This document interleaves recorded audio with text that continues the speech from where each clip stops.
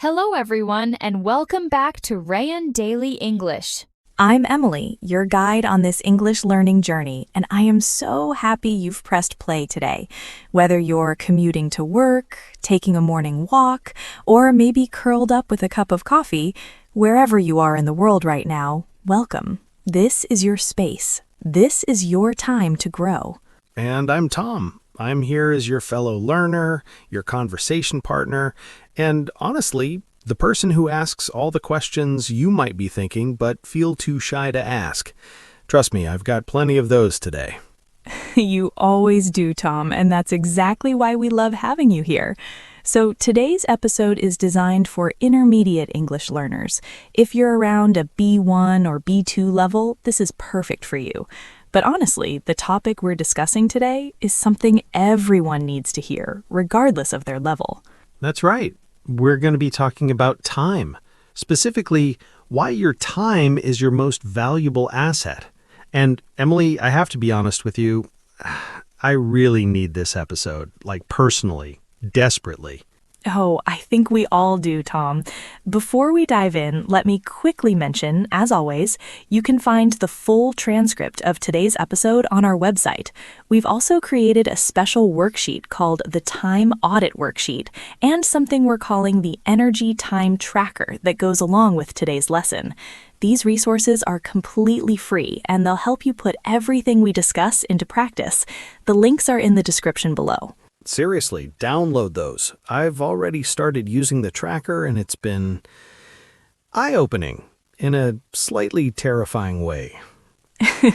We'll talk about that. Now, let me set the scene for today's conversation. Tom, imagine this. You wake up tomorrow morning and you check your phone. There's a notification from your bank. Overnight, someone has deposited $86,400 into your account. Okay, I like where this is going. That's very specific, though. 86,400. There's a catch. You must spend it all by midnight. Whatever you don't use disappears. Gone forever. You can't save it. You can't transfer it to tomorrow. Use it or lose it. That would change how I think about spending, wouldn't it? I'd be so careful. I'd make every dollar count. Exactly. Now here's the thing. This isn't a fantasy. This happens to you every single day. But it's not money we're talking about. It's time. 86,400 seconds in a day. Precisely. Every morning you receive exactly the same deposit as everyone else. 24 hours, 1,440 minutes, 86,400 seconds. And whatever you don't use wisely, it's gone forever. You can never get it back. Okay, Emily, that's actually kind of profound and slightly stressful. Let's explore this together, shall we? So here's my confession for today. Yesterday, I somehow spent, and I'm embarrassed to admit this, almost 3 hours watching videos about how to organize my desk. My desk, Emily. The same desk I didn't actually organize because I ran out of time. Please tell me I'm not the only person who does this. Oh, Tom, you are definitely not alone. In fact, this is such a common experience that there's actually a name for it. We call it productive procrastination. You feel busy, you feel like you're doing something useful, but you're actually avoiding the thing that really matters. Productive procrastination. That's exactly it. It feels productive in the moment. I'm learning something, right? About desk organization. But then, nothing actually changes. And here's the first big concept I want us to explore today, the replacement principle. Everything you say yes to is automatically saying no to something else. Those 3 hours watching desk videos, they weren't free. They cost you 3 hours of something else. Maybe studying, maybe exercise, maybe rest, maybe quality time with people you love. But what about relaxation? Sometimes I need to just zone out, you know? Doesn't everyone deserve some mindless scrolling time? Absolutely. And this is crucial. I'm not saying all rest is wasted time. Rest is essential. The question isn't whether you're relaxing. The question is, did you choose to relax, or did time just disappear while you weren't paying attention? Oh, so it's the difference between intentional rest and accidental time loss. Beautiful way to put it, Tom. Think of it like this. Imagine your attention is a garden. Intentional rest is like planting flowers. You choose what grows there. Mindless scrolling without awareness, that's like leaving your garden gate open and wondering why weeds have taken over. My attention garden is definitely full of weeds right now. Social media weeds, YouTube recommendation weeds. And just like a real garden, it takes regular maintenance to keep it healthy. This is actually where our time audit worksheet comes in. It helps you see exactly where your time money is going each day. Most people are shocked when they first track this, honestly. I'm already scared to fill it out. That's completely normal, but awareness is always the first step towards change. Okay, so I want to push back a little here because I've heard this advice before, right? Time is precious, don't waste it. But here's my problem. Even when I plan to use my time well, sometimes I just can't. Like I'll schedule 2 hours for studying English in the evening, and then I sit down and my brain is just static. Nothing works. Am I just lazy? No, Tom, you are not lazy. And thank you for bringing this up because it leads us to the second major concept, the energy-time matrix. Here's what most productivity advice gets wrong. It treats all hours as equal, but they're not. An hour at 8 in the morning when you're fresh and rested is not the same as an hour at 9 p.m. when you're exhausted. So it's not just about how much time I have, but when I have it. Exactly. We each have what I like to call golden hours, those times of day when our mental energy is at its peak. For some people, that's early morning. For others, it's late at night. For many, there's a second peak in the late afternoon. The key is discovering your personal pattern. How do I figure out when my golden hours are? This is where our energy time tracker becomes really useful. For 1 week, you rate your energy level every few hours, just a simple 1 to 10 scale. By the end of the week, patterns emerge. And then, and this is the important part, you protect those high energy hours for your most important work. But doesn't that mean I should do difficult things when I'm tired to build discipline or whatever? That's an interesting question, and I understand the logic. But think of it this way. Imagine you're a phone battery. Would you try to run your most demanding apps when you're at 5% battery? Or would you save those for when you're fully charged? When I'm charged, obviously. Otherwise, I'd just shut down in the middle of something important. Precisely.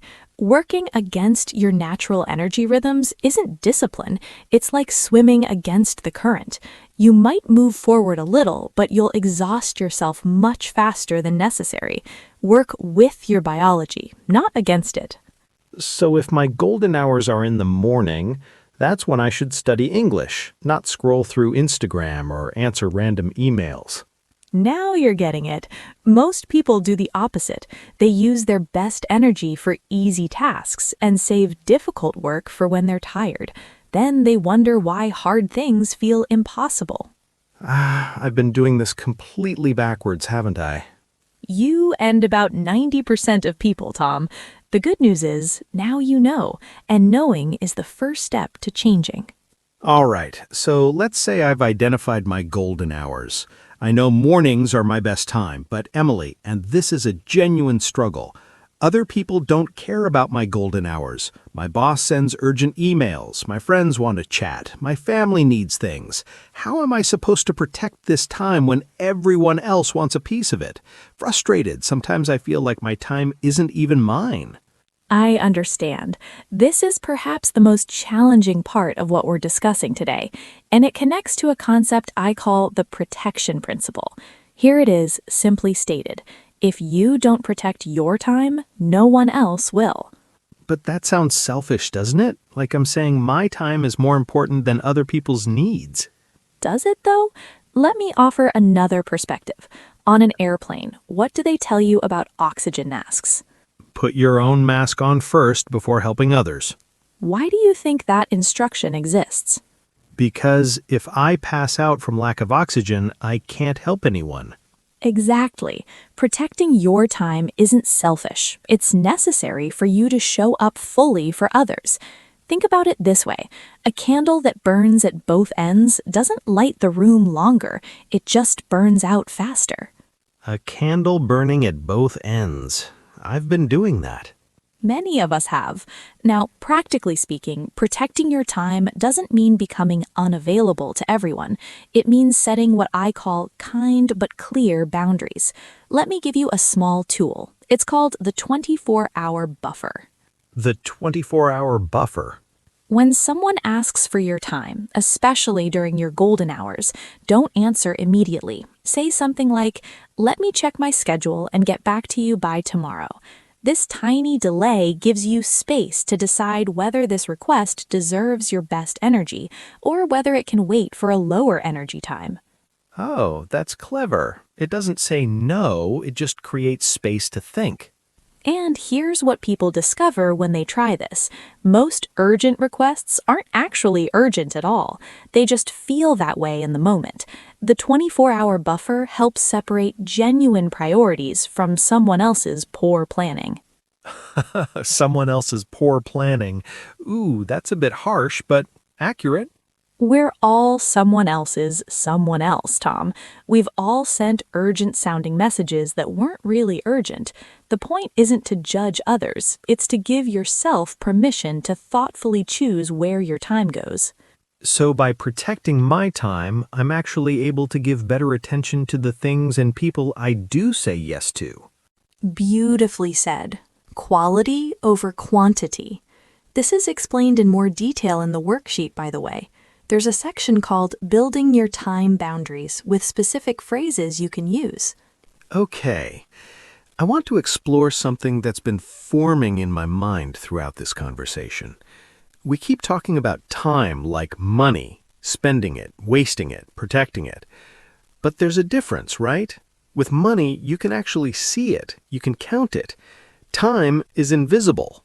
It just slips away. Sometimes I finish a whole week and I genuinely don't know where it went. You've touched on something really important here, Tom.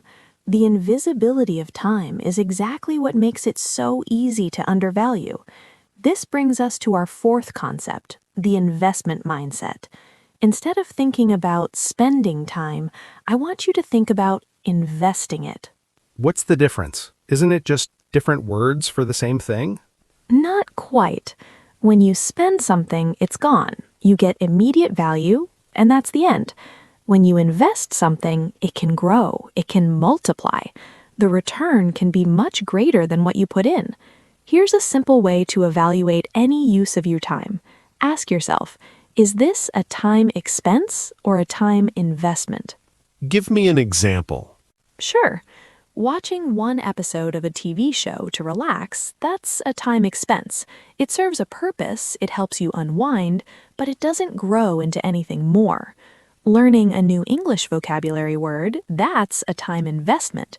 That word will serve you hundreds, maybe thousands of times throughout your life. So the 30 minutes I spend studying today could save me hours of confusion later, or help me get a better job, or connect with more people. Exactly. The same 30 minutes, but vastly different returns. And here's the beautiful thing about investing in yourself, in your skills, your health, your relationships. Unlike money, these investments can't be lost in a market crash. They're yours forever. But doesn't that create pressure? Like every moment I'm not investing, I'm falling behind? This is such an important concern. No. Remember what we said earlier about intentional rest? Rest is an investment too, in your health, your creativity, your capacity to do good work. The key word here is intentional. A life of only investment with no rest would be exhausting and unsustainable. We need both expenses and investments. So it's about balance and awareness. Yes, think of yourself as a portfolio manager, but instead of managing money, you're managing time. A good portfolio has different types of investments. It also has some liquidity, some spending cash. What it doesn't have is money disappearing without the owner even noticing. My time portfolio definitely has some unaccounted for losses. Most people's do, Tom. That's why awareness is the first step. Once you see where your time actually goes, not where you think it goes, but where it actually goes, you can start making different choices. All right, here's my last resistance, my final but what about? Everything we've discussed requires effort, right? Tracking time, protecting hours, being intentional. That sounds exhausting. I'm already tired. Won't all this monitoring just make me more stressed about time instead of less?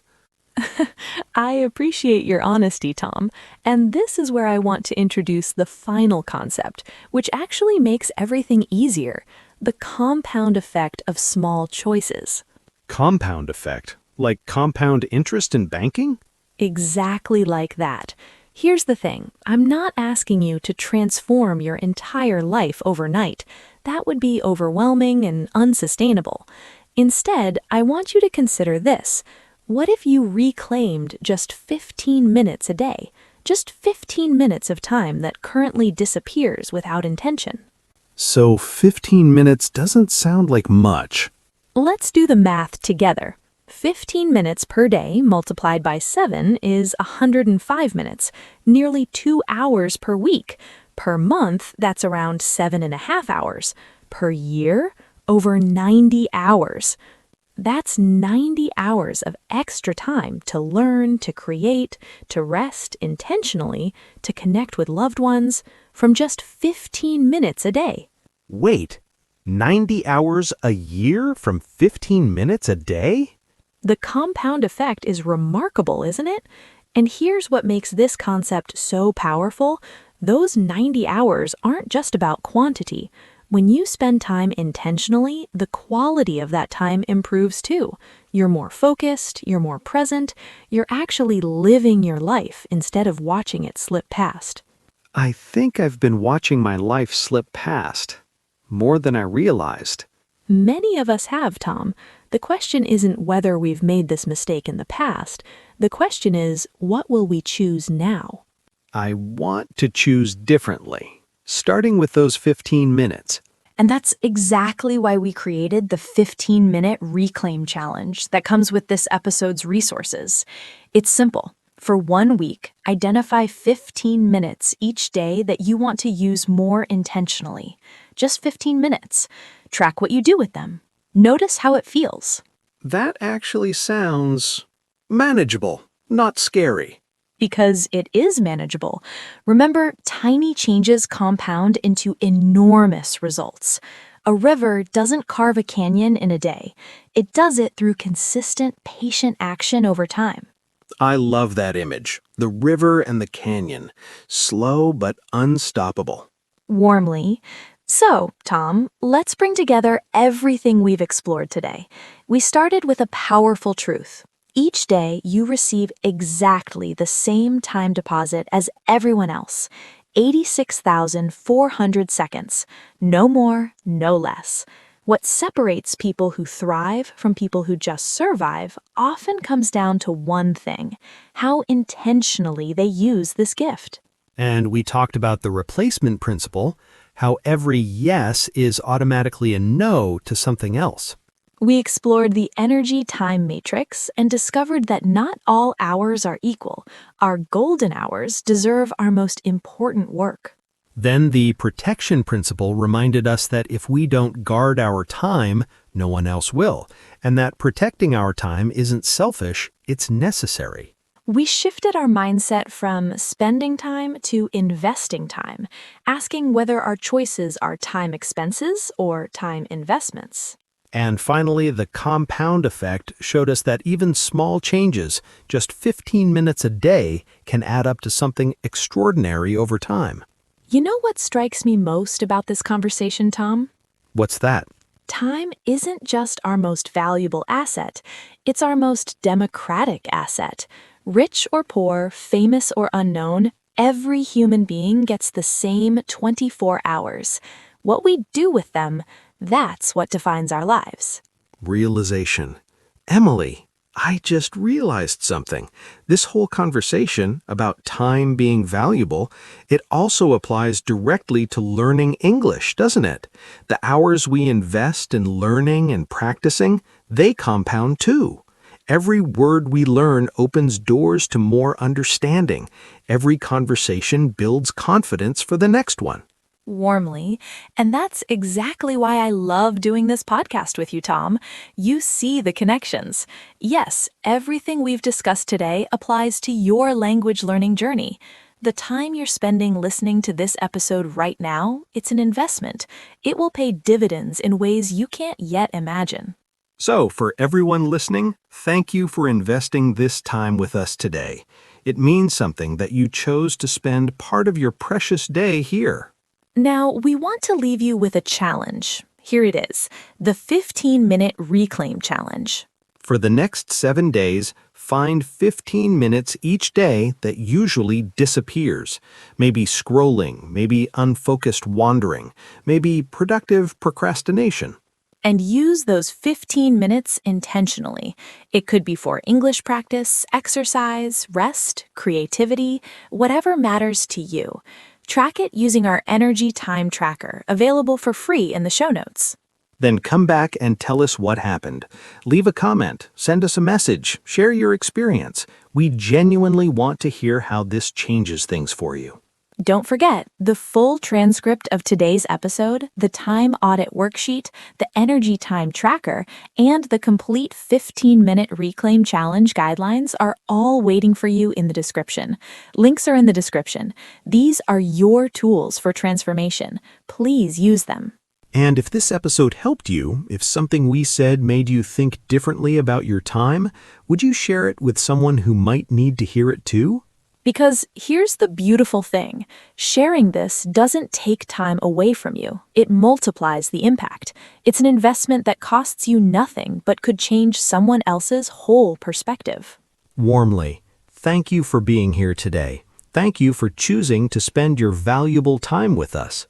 Remember what we learned today. Your time is your most valuable asset. Every moment you spend intentionally is a moment well lived.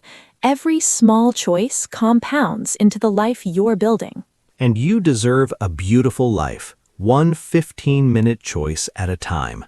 Until next time, take care of your time, take care of yourself, and keep learning, keep growing, keep investing in your future. Bye for now. Warmly, goodbye everyone. Your time is precious. Spend it wisely, invest it lovingly, and never forget, it's yours to shape.